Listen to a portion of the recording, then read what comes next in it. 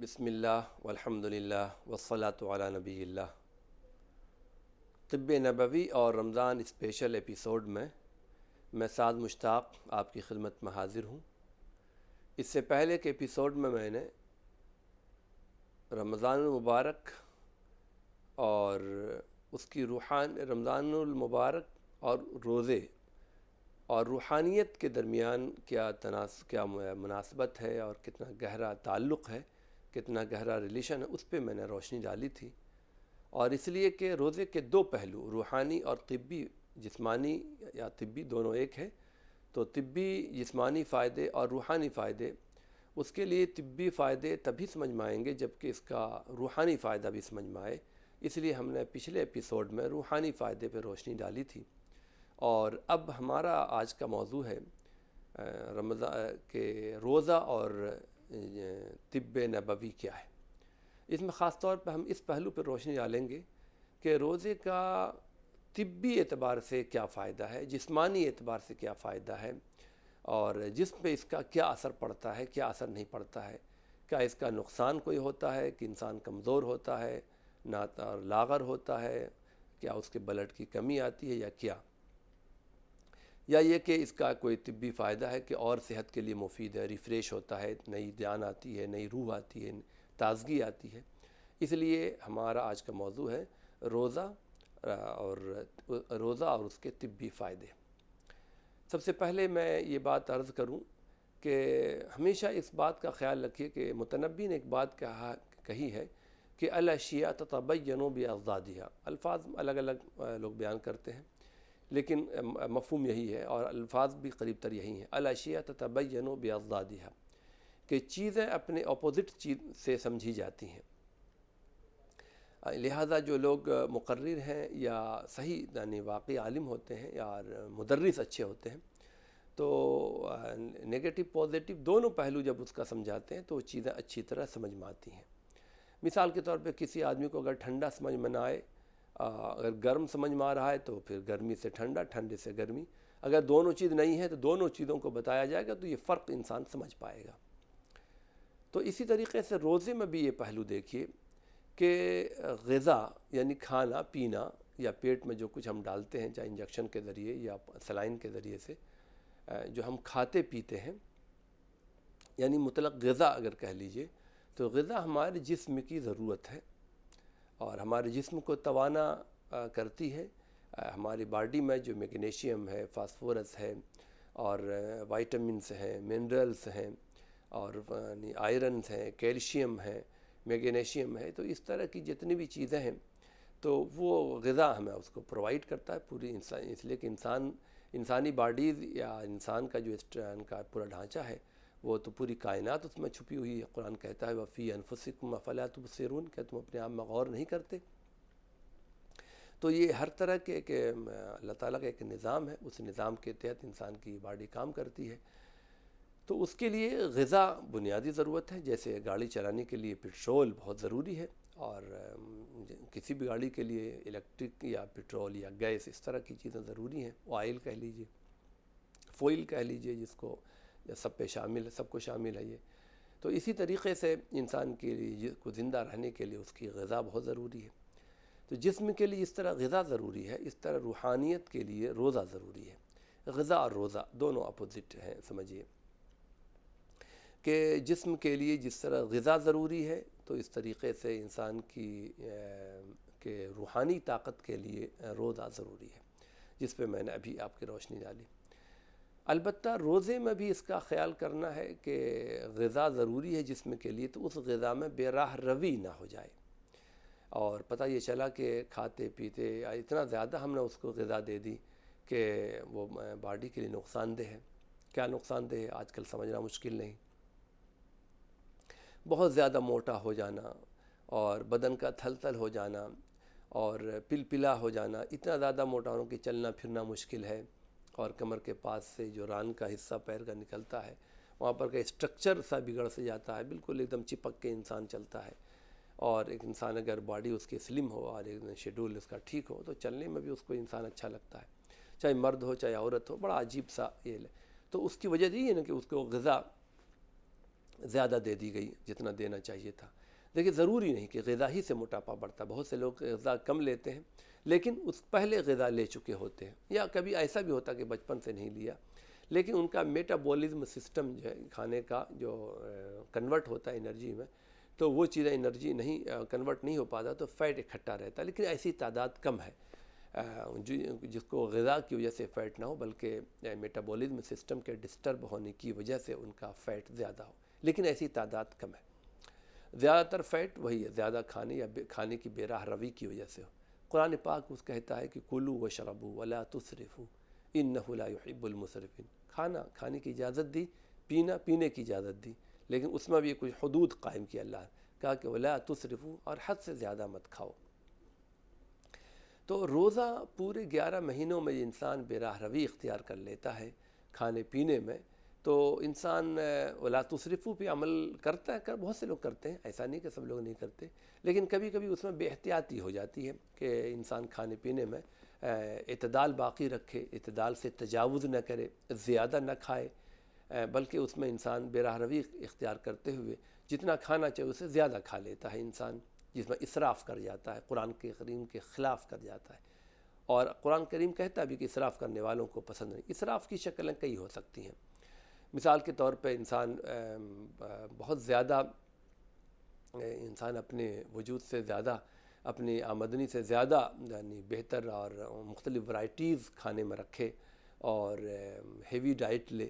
اور مختلف یعنی جتنے میں کام چل سکتا ہے اس سے زیادہ کھانے پہ توجہ دے، اور چاہے اس میں حرام حلال کی تمیز نہ کرے، مختلف ورائٹیز، یہ بھی اسراف میں شامل ہے۔ اور اس طریقے سے زیادہ کھا لینا، جیسے طب نبوی کے کئی مختلف ایپیسوڈ میں نے آپ کے سامنے عرض کیا ہے کہ اللہ کے رسول نبی کریم علیہ الصلاۃ نے فرمایا کہ معدے کے 3 حصے ذہنی طور پہ انسانوں کو بانٹ لینے چاہیے، اور ایک حصہ کھانے کے لیے، دوسرا حصہ پانی کے لیے، تیسرا حصہ اسے گیس کے لیے، یعنی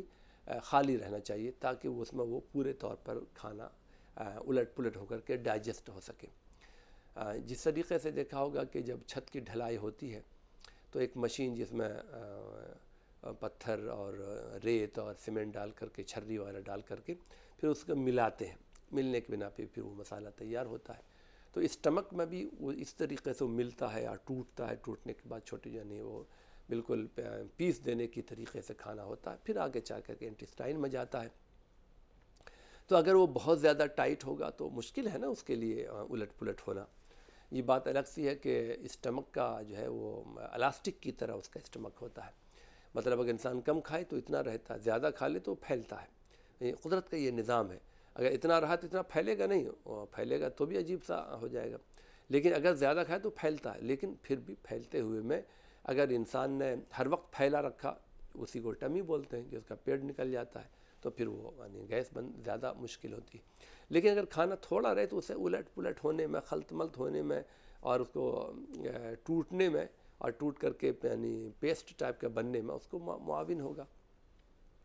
تو اس میں زیادہ کھا لینا یہ بھی اسراف میں داخل ہے بہرکیف۔ تو جب انسان پورے رمضان، پورے 11 مہینوں میں کھانے پینے کی بے راہ روی کی وجہ سے جسمانی اعتبار سے انسان بہت ساری ٹاکسنس اپنی باڈی میں جمع کر لیتا ہے، کچھ چیزیں اکٹھا کر لیتا ہے، تو پھر ہماری باڈی میں بیماریاں پیدا ہونے لگتی ہیں۔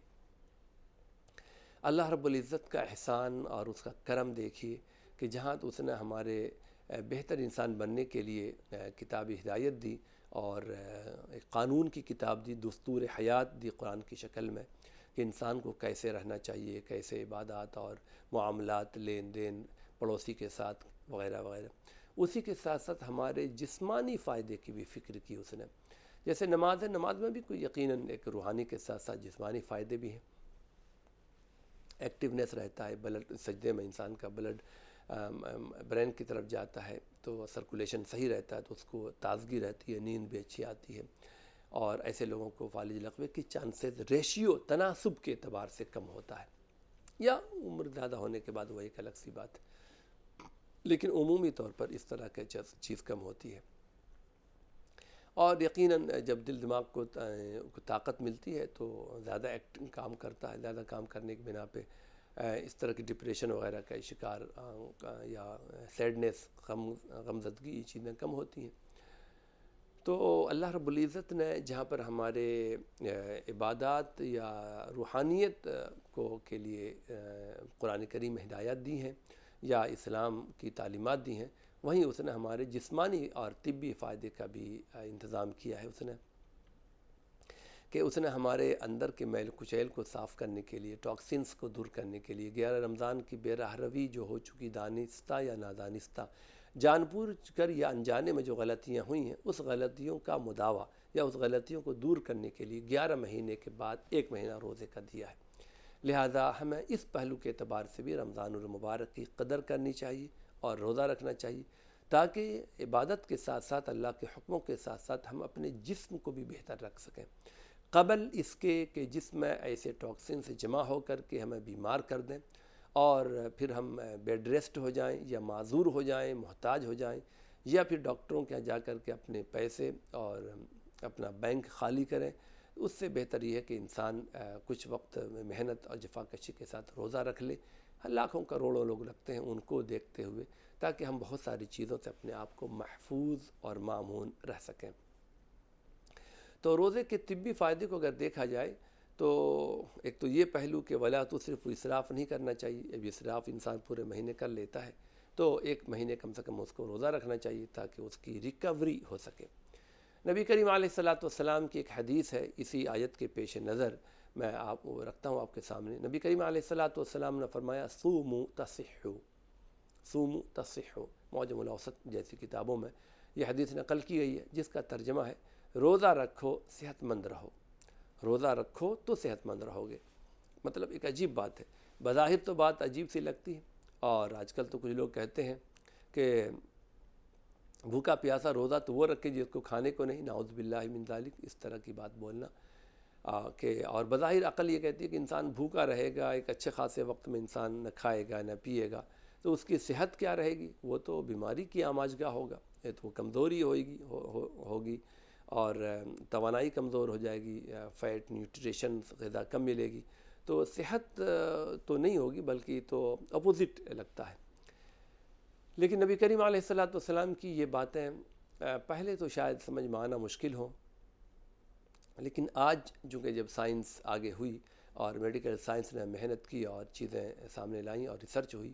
تو یہ بات بالکل پروفڈ ہے اور بالکل ثابت ہے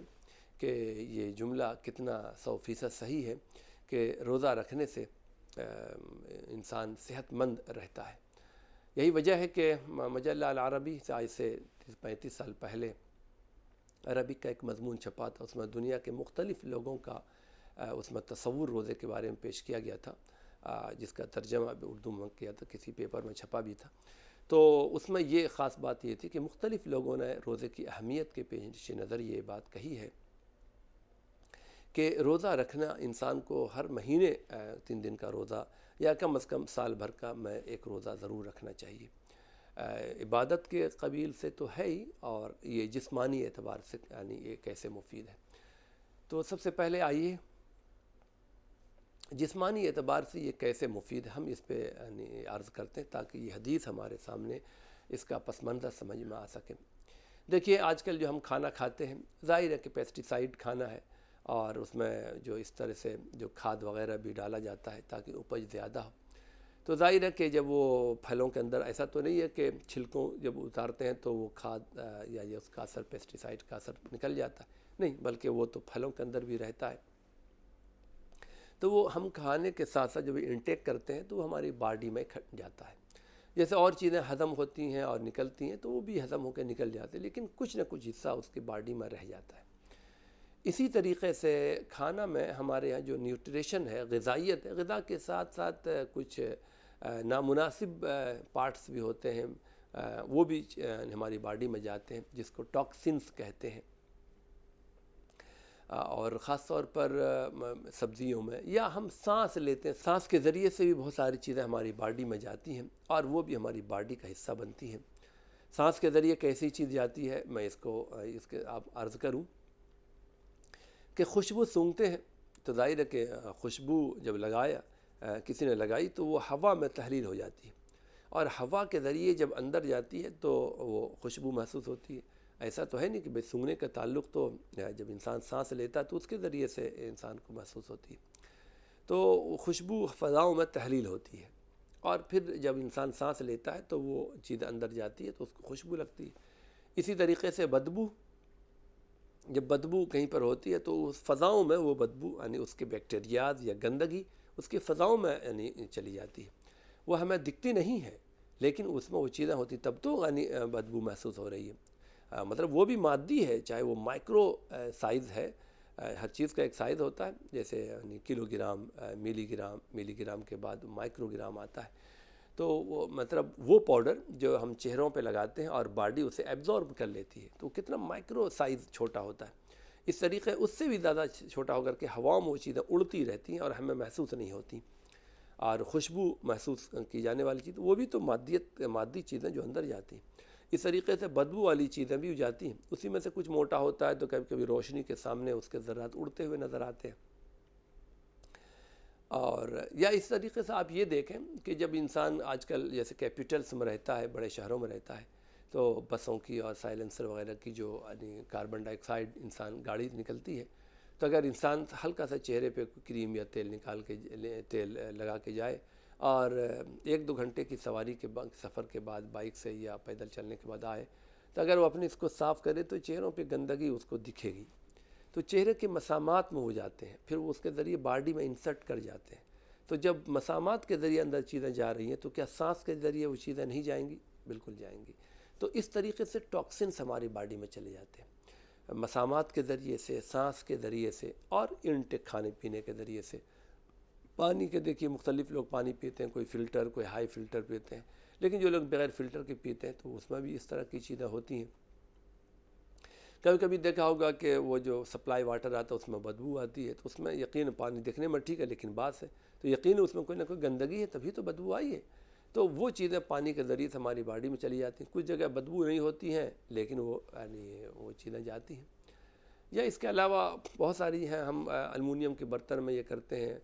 1-2 سال کے بعد ظاہر ہے کہ وہ المونیم کا برتن ہلکا ہو جاتا ہے، پتلا ہو جاتا ہے، تو ظاہر ہے کہ کچھ مانجھنے کے ذریعے، کچھ پکانے کے ذریعے اس کے اثرات کہیں نہ کہیں یہ چیزیں آتی ہیں۔ اس لیے پہلے لوگ مٹی کا برتن استعمال کرتے تھے۔ تو جو ہماری باڈی میں غیر ضروری یا نقصان دہ اجزاء ہیں وہ ہم کھانے پینے کے ذریعے سے ہماری باڈی میں وہ چیز جاتی ہے۔ اور آج کل خاص طور پر دیکھیے جو شوگر مریض ہیں یا زیادہ پیشنٹ ہو جاتے ہیں تو ان کو یعنی کسی مرض میں کے زیادہ سے جوجھ رہے ہوتے ہیں تو ڈاکٹر کہتے ہیں پیکنگ والا کھانا نہیں کھانا چاہیے۔ کیوں؟ پیکنگ والے کھانے میں اس کو سیف رکھنے کے لیے مختلف چیزیں آتی ہیں، جیسے سوڈیم بنزویٹ ہے، لوبان وغیرہ سے بنتا ہے، اس طریقے سے بے شمار چیزیں ایسی آتی ہیں جو کسی لکوڈ کو لکوڈ رکھتی ہیں، آئس کریم وغیرہ میں وہ چیزیں ڈالی جاتی ہیں سیف کرنے کے لیے۔ تو اس کو وہ چیزیں جب ڈالتے ہیں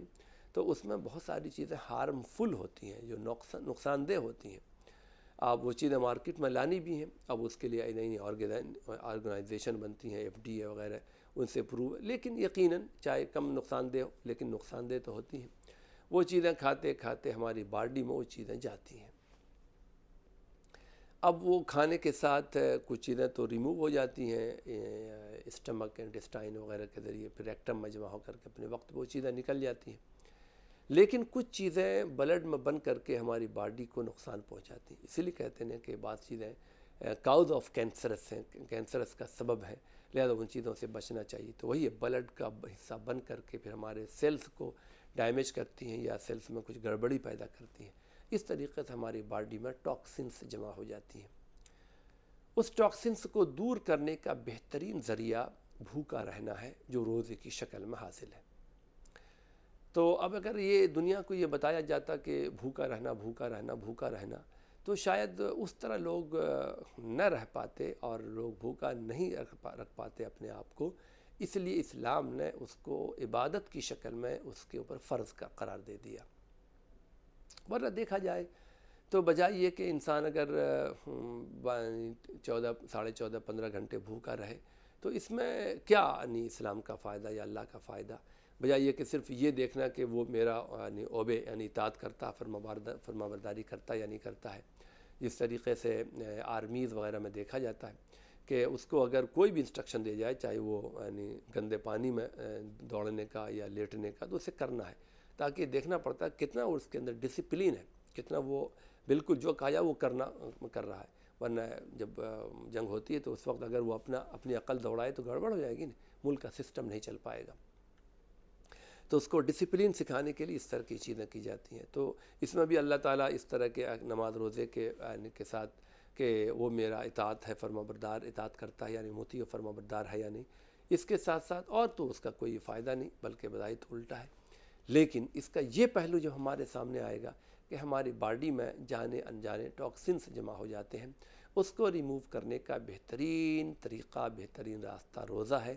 اس لیے بھی اللہ رب العزت نے اسی لیے نہیں، چونکہ ہمیں ڈر بھی لگتا ہے کہ بعض لوگ الفاظ کو پکڑ کر کے کہیں کفر اور اسلام کا یا اسلام کے خلاف بولنے کا فتویٰ نہ لگا دے، تو اور پہلوؤں کے ساتھ ساتھ یہ بھی پہلو ملحوظ ہو سکتا ہے اس میں کہ انسان کی باڈی اس سے بہتر رہے اور اس کے ٹاکسنس اس کے دور ہوں۔ اس لیے اس کو فرض کی عبادت کی شکل میں اس کو جوڑ دیا گیا۔ بہت ساری چیزیں اس لیے بھی جوڑی گئیں، بعض لوگوں نے تو بعد میں خیر ضروری نہیں قرار دے دی گئیں، جیسے پہلے لوگوں نے یہ کہا تھا کہ رات میں جھاڑو دینا ناپسندیدہ ہے، اس کو بھی مذہب سے جوڑا گیا۔ حالانکہ اس لیے کہ پہلے روشنی کم ہوتی تھی، کوئی ایسی چیز ہو جو کان وان کا ناک کی لونگ وغیرہ عورتوں کی گر جائے تو جھاڑو کے ساتھ وہ چیز چلی جائے گی، اس لیے اس کو اس طرح سے جوڑ کے بتایا گیا۔ تو بہت ساری دفعہ اس طرح کی چیزیں ہوتی ہیں۔ غرض یہ ہے کہ روزہ ہمارے لیے جو فرض کیا گیا تو اس کی روحانیت کے لیے جو سب سے بڑی بنیاد ہے، اسی طریقے سے اس کے جو اور مقاصد ہیں جس پہ ہم اپنے دوسرے ایپیسوڈ میں آپ کے سامنے ہم عرض کر چکے ہیں، رمضان مبارک اور ہمارا معاشرہ، اس ایپیسوڈ میں بھی کہ روزے کے مختلف فوائد اور اس کے پیچھے روح ہے، تو اس کے ساتھ ساتھ یہ بھی ایک مقصد ہے کہ انسان طبی اعتبار سے، جسمانی اعتبار سے، صحت کے اعتبار سے بہتر رہے اور اس کو کوئی اس طرح کی بیماری نہ ہو۔ اس لیے 11 مہینے کی آلائش اور مختلف چیزیں ہماری باڈی میں جمع ہو جاتی ہیں، تو جہاں اس کی روحانیت کو طاقت ملے وہاں جسمانی اعتبار سے بھی وہ بہتر ہو۔ جسمانی اعتبار سے کیا بہتری اس میں آتی ہے اور کیا نہیں بہتری آتی ہے، اس کو ہم ترتیب سے انشاءاللہ مختلف ایپیسوڈ میں بیان کرتے رہیں گے۔ سب سے پہلے تو یہ کہ ٹاکسنس جو ہوتے ہیں تو اسٹمک میں بھی آتے ہیں اور انٹسٹائن میں بھی، اور پھر بلڈ کے ذریعے سے لیور میں بھی، لیور سیروسس ہو جاتا ہے، کڈنی میں بھی اس کا ایک اثر پڑتا ہے، اسپلین میں بھی، اور پھر پوری باڈی میں اس طرح کی چیزیں آ جاتی ہیں۔ اور آج کے وقت میں اور کتنا زیادہ ضروری ہے روزہ رکھنا طبی اعتبار سے، کہ پہلے